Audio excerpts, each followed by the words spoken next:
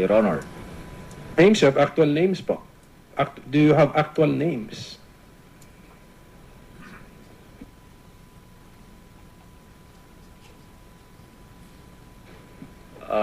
We have, Your Honor, but if I may request for an executive session.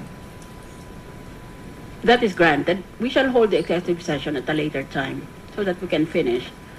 Thank you, ma'am. Thank you, General. We're about to close this topic of illegal wetting. Dahil sa sinabi ni Archbishop at sa paniwala rin ng marami kamukha ko. Dahil laganap pa rin ang wetting at sinabi ko noong 2010 na noong panahon na iyon, ang sistema ay nagbibigay ng 1% ng kinikita.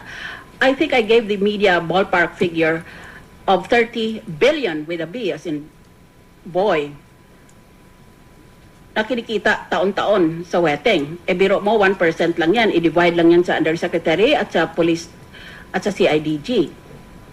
Ngayon, ang pagkaintindi ko, tinatanggi mo na meron kang kinikita sa wetting. Kung hindi ikaw ang tumatanggap, Mr. Puno, sino kaya ang tumatanggap nitong perang ito? Dahil hindi ito mamulaklak, hindi yan, it will not flourish kung walang proteksyon. Pwedeng may protection ka sa gobernador, pero kung ayaw ng someone higher up than the governor, then it still will not be able to continue its lifetime. Isn't that so? Ngayon, ikaw, Undersecretary ka for Peace and Order, hindi ka ba tumatanggap ng protection money? Hindi po. Hindi. Kung hindi ikaw, may protector pa rin yan sila on a national level.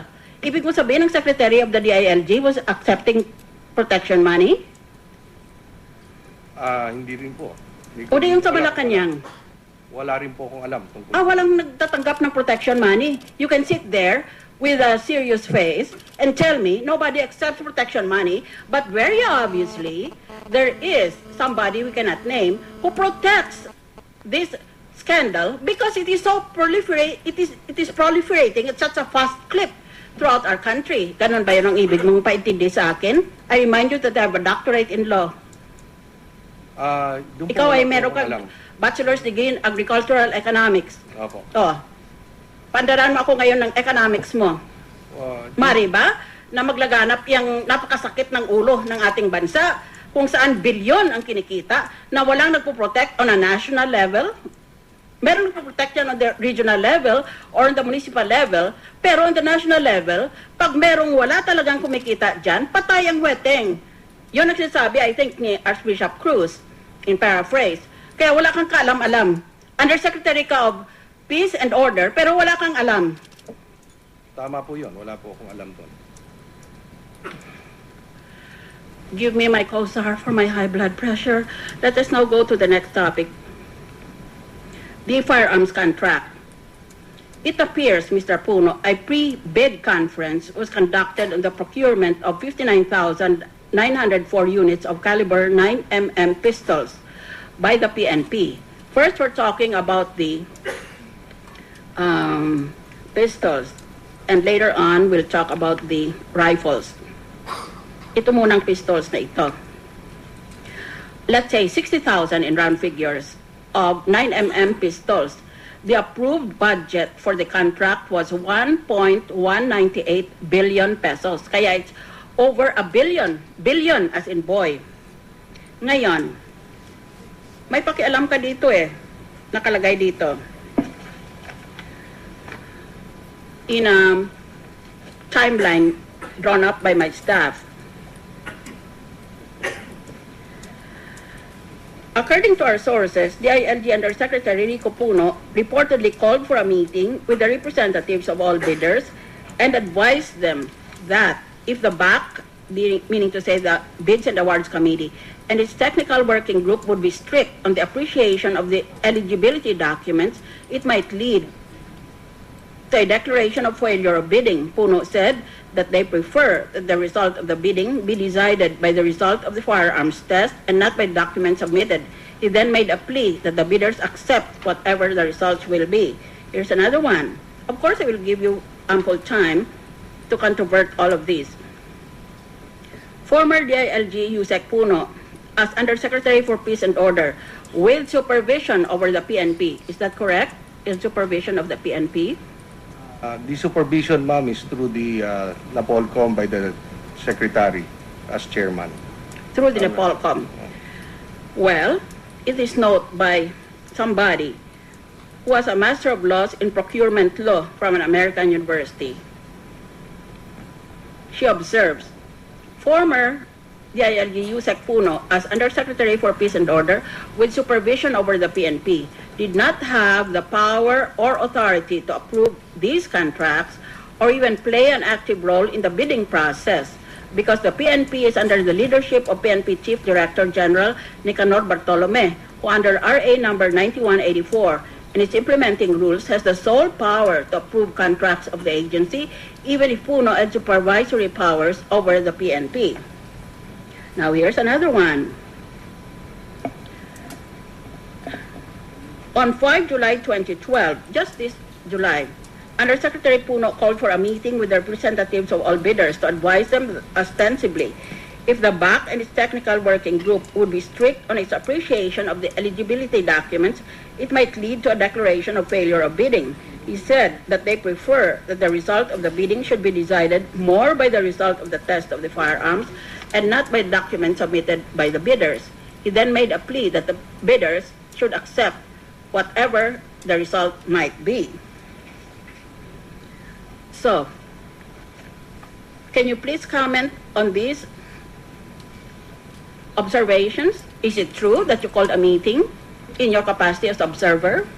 I called all the proponents, Your Honor. Yes. Because we wanted to have, I wanted to have it as open as possible, and that we wanted to get the best. Ano pakialam mo doon sa bidding process na yun? Hindi ka man member ng BAC. Observer ka lang eh. Opo, observer lang po ako. Oh, anong legal basis mong nakikialam ka? Yun na lang po. Observer lang po ako doon, and then I But meron bang kasulatan sa batas na pag observer ka, meron kang function, meron kang specific function that you can participate or at least intervene in the BAC process, in the bids and awards committee process, in the procurement process? No, Your Honor. Oh, yun ang interpretation mo. Basta observer ka, pwede ka makialam. Hindi po. Lahat po ng ginagawa ng BAC doon, and then I just see to it that everything is in order and Yes, and but very transparent. you have admitted that you called a meeting at dumating silang lahat silang supplier. Opo. Oh, yan. Iba naman klase ang supervision. And supervision is the power to see to it that your subordinates obey and implement the law. Eh, hindi pa naman sila nag-disobey eh. Bakit ka nakialam ngayon? Sagutin mo ako. Wala pong nagdi-disobey ng batas doon po. Oh, wala naman pala. Bakit ka nag-exercise ng power mo of general supervision? Kung yun lang power mo. Yun lang po ang gusto ko lang mangyari doon at makapili, magkaroon ng baril na tama ang ating Oo nga. PNP. Lahat ng tao gusto sanang ganon. Eh, bakit ka nakikialam? I am asking you, what is your legal basis? Cite me the law. That if you're a member, were you a member of the NAPOLCOM? Hindi po. Oh, hindi ka man lang member ng NAPOLCOM. According to you, wala kang exclusive power of control kung hindi supervision lang over the PNP. Sa NAPOLCOM, hindi ka man lang kasapi doon. Kaya bakit ka nakikialam sa bidding process? Bakit mo kayang tawagin ang lahat ng suppliers? Lang po, as undersecretary at saka yung special functions namin at para yun i-report namin kay secretary. Special function mo? Sino nagsabing may special function ka? Ang kanang sa akin dito is to observe and see to it that every bidding is transparent and it is followed. Yes, but is this observation or is this a cautionary word? Mr. Puno called for a meeting with the representatives of all bidders to ostensibly advise them that if the BAC and its TWG or Technical Working Group would be strict on its appreciation of the eligibility documents, it might lead to a failure of bidding. He said that they prefer that the result of the bidding should be decided more by the result of the test of the firearms and not by documents submitted by the bidders. He then made a plea that the bidders accept whatever the result might be. Is that correct? As far as I know, ma'am, I did not interfere in the processes of But the is it true that you called a meeting of the suppliers? You already admitted it. Yes, ma'am. So pagtingin mo, hindi yan interference. Hindi po. Nagbibigay ka lang ng payo. Opo. Pero yun ang nangyari. Oh, yun lang po ang nangyari doon. Napakapangyarihan mo naman. Kung kaming mga senador nga, papayo-payo kami, hindi naman kami sinusunod eh. Ikaw naman, undersecretary ka lang, sunod sila kaagad sa iyo. Ngayon, magtatanong nga ako. Ikaw, chair of the Bids and Awards Committee, Emelito Sarmiento, how many prospective bidders attended the pre-procurement conference? Good afternoon, Madam Chair and Senator Pimentel. I prepared a PowerPoint presentation so I can very briefly present the background, especially the areas. But it's not very long, I hope. Yes. Okay, go ahead. Yes, ma'am. Thank you. Yeah.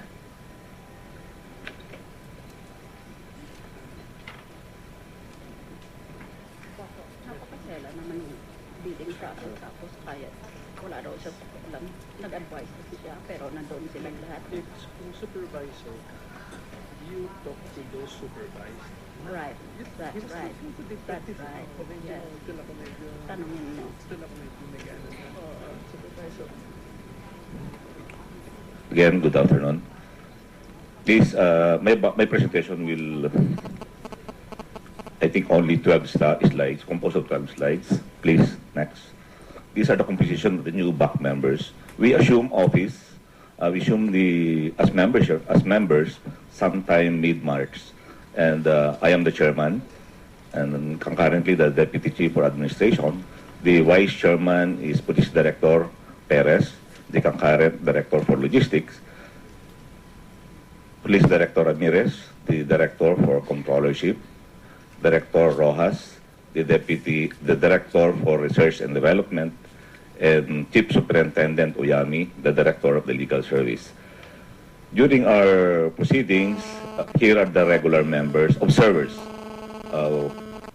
from COA, DIG representatives, NAPOLCOM representative, from the Chinese Chamber of Commerce, from the PNP Press Corps, and from the NGO. Next slide, please. These are the initiated reforms since we are new in the BAC. Please forgive me. Can you please return to the prior slide? Saan ka nagpapakita na map observer? Yes, ma'am. Si Mr. Puno. Actually, ma'am, under the DILG representative. Doon po siya nakapasok. Okay. Please proceed. Thank you. Okay, thank you, ma'am. Here are the reforms initiated by the new BAC. Enhancement of the composition of technical working group. Usually, we only have the BAC secretariat and the TWG, but we divided the TWG into two. TWG for documents and TWG for technical specifications. In all stages, we observe transparency, especially in the procurement process. Excuse me. Yes, Comment from the chair. Maniwala naman ako. Go ahead. Yes, ma'am. But honestly, yun po ang aming ginagawa sa BAC's proceedings. And we strictly adhere to the provisions of the Republic Act 9184 and its revised IRR, pati po yung mga supplemental policies from the GPPP. Next slide. Here is the standardized bidding procedure based on the 9184 IRR. Pre-proc, advertisement, pre-bid, then during the opening of the technical envelope and preliminary examination, nakasama rin po dyan yung opening of financial envelope, bid, evaluation, and ranking. Then, immediately after, we proceed to the post-qualification. After the post-qualification, issuance of notice to proceed, then contract preparation and signing, approval of the contract, and then issuance of notice to proceed. Next. Now, for the procurement of pistol, 9mm pistol, we are supposed to procure 59,904 units. The unit price is established to be at 20,000 with an ABC or approved budget for the contract, as mentioned a while ago, close to 2 billion. Now, the total, at first, when we proceeded to the opening of bid, initially the joint venture of Spinelli and IWI got the lowest calculated bidder, and now the company was post disqualified, and immediately we proceeded to the next lowest calculated bidder, which is the joint venture of Trust Trade and Glock. They submitted a bid of 16,659.94.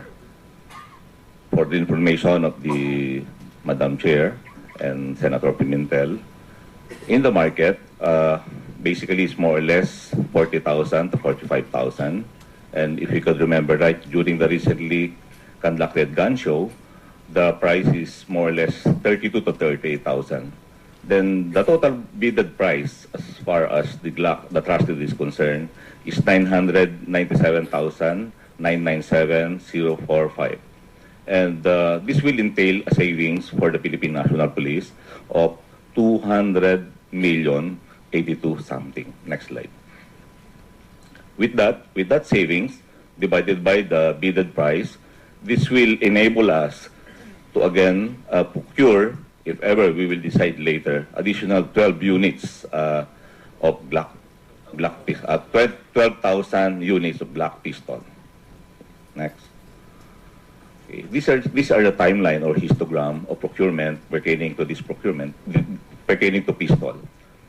On May 17, we conducted the pre-procurement. Then we had advertisement of ITB on May 24. We had the pre-bid on June 7. And we had the original date of submission of opening of bids on June 21. But some of the bidders requested for the extension, considering that some of their samples will still be coming from other countries. So we accepted or we granted the request, and now we scheduled the opening and submission of bids on June 28. So then on July 4, we started the post-qualification process. And just like what I mentioned, Spinelli and IWI was post-disqualified for two grounds. First, they failed to submit the required receipt of authentication in connection with the exclusive authority to sell. And second, the certificate of authority issued by the Insurance Commission that the surety company is authorized to issue surety bond callable upon demand. Okay, next. Surety. Then we started the post-qualification of Trust Trade going to the next bidder on July 13. Then we conducted the post-qualification until August 14. Meaning they already passed the post-qualification. Then we proceeded to the notice award on August 31, then posting of performance security. The bidder, the proponent, posted their performance security on September 6, and the signing of the contract on September 10, 2012.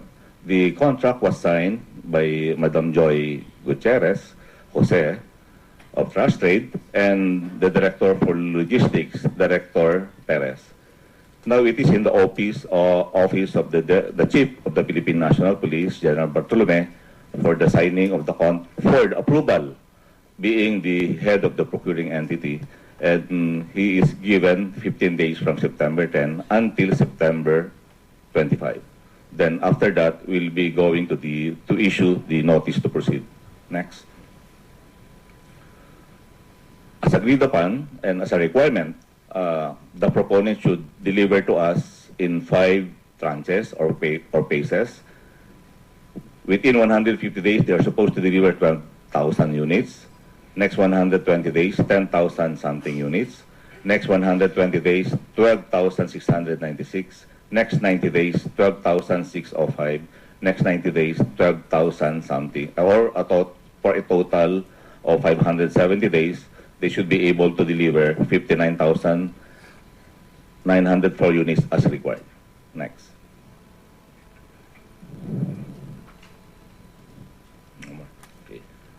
basically, sir, Madam Chair, that is the stages of the pistol process, the process for the procurement of pistol. Can we proceed to the rifle? Yes, please. Yes, thank you, ma'am. Okay, first there are two procurement for the rifle. Embodied in the Capability Enhancement Program for 2011, we are supposed to procure 1,500 with an ABC or approved budget for the contract, 178 million something, or a unit price of 118,888. Next. Here is the schedule, histogram of that procurement, the under Capability Enhancement Program 2011, procuring 1,500 units. On April 19, we conducted the pre-procurement conference.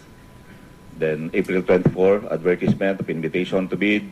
May 3, first pre-bid conference. Then we decided to conduct another conference, pre-bid conference on May 10.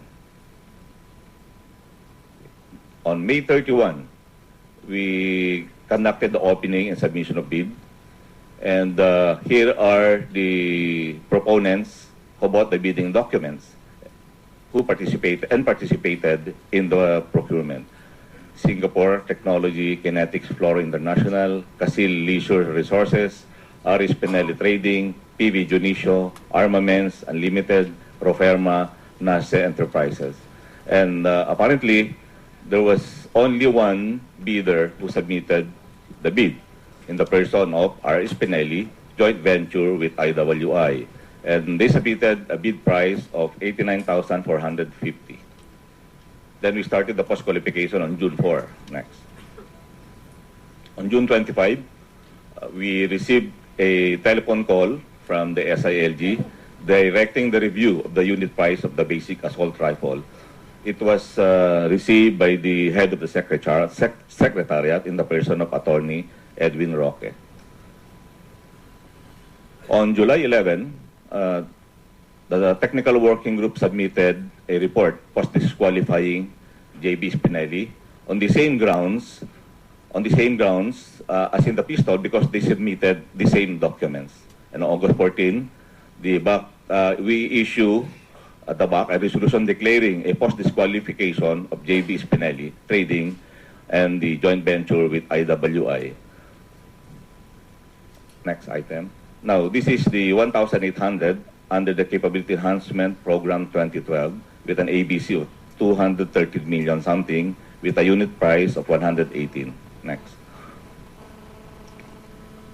On June 13, we conducted the pre-procurement. On June 23, we advertised the invitation to bid. And on June 25, we received a telephone call from SILG, as I mentioned a while ago. Medyo nag-overlap po ito yan yung 1,500 and 1,800. Now, we started with that instruction that for us to suspend the assault rifle with meron po nagsasabi na medyo mataas po yung presyo. So, we immediately prepared a supplemental bid bulletin sometime 27 to 29, canceling or suspending the procurement of that 1,800. And we issued the bid bulletin finally on July 2, 2012. Okay. That's all, Madam Chair. Thank We are you. now ready for the question. Can you have the light back on, please? Dalawa itong kontratang pinag-uusapan natin. Yung isa tungkol sa assault rifles, no? At yung isa naman tungkol sa Glock pistols. Unahin na muna natin ang pistols. Yung rifles, nakansila ang kontrata. Nasuspend po yung sa rifle. Yung sa rifle, opo. Pero ang Glock, patuloy Yes, hanggang ngayon. Yes, Alright. Madam Chair. The difference between a rifle and a pistol is that rifle is what we call in Tagalog mahaba, and Glock is Short firearm. short arms. Yeah po. Ngayon, question. First with Mr. Puno. Mr. Puno, I caught you on an interview with Jessica Soho, where you said you reported to Secretary Robredo about the purchase of the firearms by the police, and you said, okay na ang PNP. Is that correct? Is my recollection correct? Yes, yes, Your Honor. All right. So, as a viewer, I reached the conclusion that you are completely in charge of the procurement and that you needed to inform Secretary Robredo only upon completion of the project. That is the impression I got by your answer. Not really, ma'am. I regularly give him reports with regards to the procurement. Di wala pala siyang pakialam doon kung hindi nagre-report ka sa kanya. Hindi po, meron din po. Binibigyan namin po siya updates lagi. Every time there is a meeting with the BAC and yung aking mga staff din, nagbibigay ng report sa kanya. Regular po yun. Pero itong proyekto ng valor ay over 1 billion pesos with a B as in boy. Mukhang ikaw ang may hawak, hindi ang secretary kasi sabi mo, nag-report ka kay secretary, sinabi mo okay na ang PNP, nag-report ka sa kanya. Mukhang wala siyang alam tungkol doon. Hindi po, ina-update ko nga po siya eh. Every time na magkakaroon ng meeting ang BAC with regards to the bidding process, binibigyan namin siya ng updates lagi. Alright. So you still stand by your original position that you had no exclusive power of control over the PNP. Opo. Ang power mo lang ay general supervision. Hindi po. Parang observer and then I suggest and give suggestions and reports to the secretary. The secretary, as chairman of NAPOLCOM, always has control. All right. Let me ask these questions concerning your role there.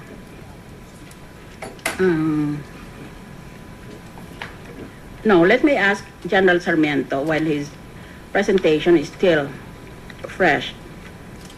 General Sarmiento, Deputy Director General Emelito Sarmiento, Chair of the BAC. The Inquirer quoted you as saying that you plan to blacklist all the bidders who participated in the bidding. It seems very much to be like a form of intimidation. Instead of making the process transparent, you threaten possible suppliers from participating in government transactions. Will you explain yourself? Parang natakot mo sila. Ma'am, I think mali po yung newspaper account. Mali ang Inquirer? Yes. In fact, we've been conducting active solicitation for them to participate para mas marami, ma'am. The more, the better. Mas marami po kami pagpipilian at mas marami po makakapag-participate. Hindi po totoo yun na they were intimidated. Wala pong ganon. Mr. Ramiro Lopez, consultant of Mr. Puno, was said to be a mere observer in the bidding, just like Mr. Puno, who claims he was just a mere observer. Why did Mr. Lopez answer questions that were directed to the members of the Bids and Awards Committee or the Technical Working Group of the same committee? Siyang tumasagot eh. Actually, ma'am, sometimes si Do siguro medyo familiar, ma'am, doon siya pinag-uusapan.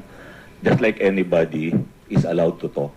Pagka ganun po kasi dinidiscuss po What do namin. you mean by just anybody? Ako, In the lahat Bureau po and ng Awards nandun. Committee? Yes, ma'am. In the procurement? Even the proponents, even the observers. Ganun ma'am kami kaliberal because baka mas maganda ma'am yung kanilang suggestion and everything, lahat po ng decision ay pinagbobotohan pa namin ng regular members of the Bids and Awards Bakit Committee. mo pa sila tinatawag na observers? Participants sila eh. If they raise questions, Pagkaintindi ko ng observer, wala kang pag-alam sa proseso, nanonood ka lang dyan. That's what are called observers in the United Nations sessions, for example. If your ID says observer, hindi ka pwede magsalita. Apo, pero medyo mabait po kami ron kasi ang amin pong idea is baka meron po sila What you call mabait, I call irregular. Maybe, Observer ma'am. na nga eh. Yes, ma'am. Yeah. Hindi ka ba nakakaintindi ng English? The endurance and durability test appears to be too stringent. It is hard to imagine a typical police officer firing his gun 20,000 times in his lifetime. Moreover, there were allegations of irregularities in the conduct of the test. During previous procurements of rifles, was the endurance and eligibility test as stringent as the one you used? Ma'am, Answer. actually we based that on research. As far as I know, meron pa nga pong 30,000 round endurance test. Usually, 5,000 lang po yan, but we really want to get the best and the most durable firearm for the Philippine National Police. Bakit ilang beses ba pinapaputok ng pulis ang kanyang baril sa loob ng career niya sa police officer? Kasi you required 20,000 times. 1,000 lang po, ma'am. 20,000. Grabe. Is the allegation true that the firing test was interrupted every 150 rounds? A drastic departure from the previous practice of test firing a gun for 500 rounds before taking a pause to clean the gun. Ma'am, as agreed upon, nandun ma'am yun sa dokumento na binili ng mga proponents. Yun ma'am yung ground rules ng testing. Alam po ma'am nila ma'am lahat yung procedure na yan. Yung first 150, pwede po ma'am, kasi maglo-load po yan. While naglo-load, nililinis. After 1,000 rounds, tini-strip po yan. As agreed upon, nandun po yan eh. Agreement po yan ng mga proponents, nandun po yun. Di ba Based on the dati rules. 500 rounds? Tama ba ako? Mali ako. 150 po, pwede po siyang linisin, pero i-strip po siya after 1,000 rounds. Pero yung noon pa, yung Ma'am, the same procedure, pinalo lang po namin. kaya mali ako. Yes. Na 500 rounds lang dapat. Or dati. That 1,000. Pero yung regarding the stripping, yung cleaning, sinunod po namin yung dati pong procedure. Kaya po naging 5,000 to 20,000 po. Yun nga, ang sabi po namin, we want to get the best and the most durable firearm for our police. Ang napabalita sa akin ay ganito. Kaya magtatanong ako, is it true that the representative of Trust Trade was allowed entry into the testing area and even brought an electric fan, basin, and cleaning materials to clean the gun after every 150 rounds? Why was the representative allowed to interrupt the test firing to slow down the frequency of firing? Kasi natural, kung tuloy-tuloy yan, mapapagod ang baril. Kaya kailangan, hinto-hinto mo para hindi makita ang kahinaan ng baril. Ngayon, sagutin mo itong tanong. Pinapasok mo ba si Trust Trade doon? Ma'am, may representative po sila, may table doon na after nung 150, nung 1,000, and so on, doon po nila nililinis. Ang naglilinis po nito yung representative po ng Trust Trade under the direct supervision po ng member po ng aming technical working group. Ngayon, total na punta na rin lang tayo sa assault rifles kanina, no? Ang pagtatanong ko ngayon ay tungkol sa handguns, sa assault rifle. How many prospective bidders attended the pre-procurement conference sa assault rifles? Sa assault rifle po, if I could remember, about 7. 7 po ang nag-attend. Seven Yes. ang prospective bidders Opo. sa pre-procurement conference. Ngayon, Pre-bid. how many? Ma'am, may I beg your pardon, I'm madam? sorry. Oh, I thought you were changing your answer. I will now proceed. The NAPOLCOM issued a resolution listing the technical specifications for the assault rifles. But I have seen a memorandum to Secretary Robredo. The memorandum said that the BAC altered the specifications of the rifles, thus limiting the number of potential bidders. Is that true? Ma'am, we follow strictly the NAPOLCOM specification. That is the basis of the procurement. No, Yung- answer the question. Totoo nga ba na pinalitan nyo ang specifications ng mga rifles? Hindi po namin pinitan. It is within the NAPOLCOM specification po. Kasi if I may Yes, go be ahead. allowed, Madam Chair, yung pong NAPOLCOM specification, may nakalagay huron, for example, gas type, piston type, or better. Of course, we want the better one. So, yung gas po type, that is the basic. Yung gas piston, medyo upgraded and medyo modernized na pa yan. Or kung meron pa po, or better. Then, kami po naman, we adapt the best as para Hindi, as pero much pagtatanong possible. ay meron kayong regulasyon, di ba? Yes, Tapos ma'am. pinalitan nyo. Totoo ba yun o hindi? Ma'am, actually, hindi po namin pinitan. It is within the NAPOLCOM specification. Ang NAPOLCOM ang nagpalit. No, hindi ma'am. Within the NAPOLCOM specification. Kasi meron po, ma'am. Walang pinalit doon sa Wala, technical ma'am. rules. Yes. Kaya mali ako. Opo. Walang pagpalit sa technical rules. Wala pong pinalit. But we're talking of a contract that has been suspended by President Aquino. Pero wala kayong pinalitan. All right. When was the invitation to bid published in a newspaper of general circulation? When was it posted at the PNP website and at PhilGEP's website pursuant to law? For the rifle, ma'am. Yes, we're talking rifles. we advertised the 1,500 on April 24, 2012. And for the 1,800 units, nag-advertise po kami June 23, 2012.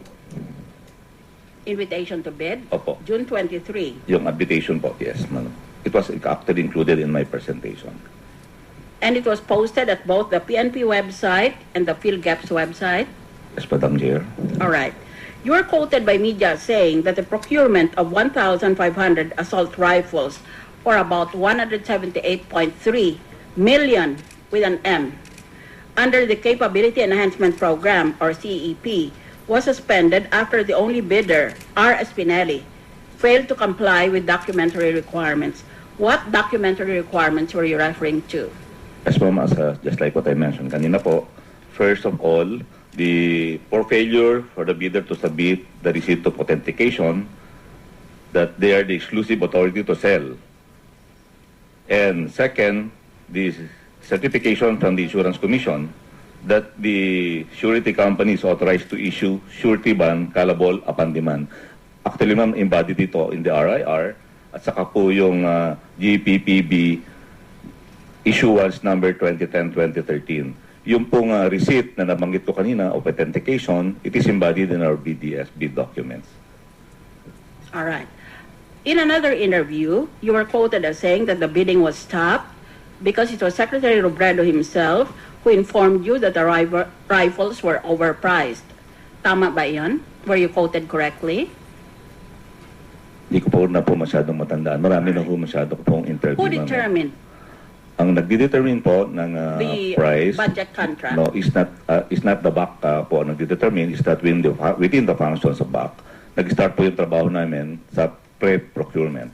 Ang nagdi-determine po ng budget or the price is the Supply Management Division under the Directorate for Logistics. Nandito rin po yung pwede po namin i-present sa inyo paano po kami nakapunta dun sa 118,000 na per unit price po. Hindi na kailangan yan. The question is, who ordered the suspension of the bidding process? Yung regarding the rifle, the SIG called the chairman of the BAC, si Attorney Edwin Roque, sometime June 25. Sa kanya po ni-relay through telephone call. Wala pong official communication. Who was this person? Attorney Edwin Roque. Nandito rin po siya. And what is his position? He is the chairman of the BAC Secretariat. The chair of the BAC Secretariat? No, the head of the BAC Secretariat. I stand All right. corrected, madam. But who ordered the suspension of the bidding process? That person you just mentioned determined the ABC of the contract. Isn't that so? The budget contract. But who ordered the suspension of the bidding process? Ma'am, dalawa po yun eh. Dalawang cases yun. Dalawang procurement. Rifle pa lang pinag-uusapan. Yes, ma'am, pero dalawang sets. Two sets of procurement po yun. Yun yung Alright. 1,500 under CEP 2011 and 1,800 for CEP 2012. Okay. Nandun na po kami sa stage po ng post-qualification for the 1,500. Nung dumating po yung instruction relayed to the head of the BAC Kanina Secretariat. ka nang galing? Na kansilahin nyo muna or suspend nyo? According to the head secretariat from the call of the a call from the SILG, Madam Chair. What are you saying? What do you mean by that? A call from the SILG? Yes, Madam. From the Secretary himself? Yes. Siya nag-utos na hinto itong procurement process na ito. Yes, Madam. According to a memorandum submitted to Secretary Robredo, one of the bidders, Arms Corps, asked who was in control of the post-qualification procedure and also asked if a non-PNP personnel was allowed to participate in the procedure. According to this memorandum that I saw, you replied that observers and resource persons were allowed to participate in the post-qualification procedure.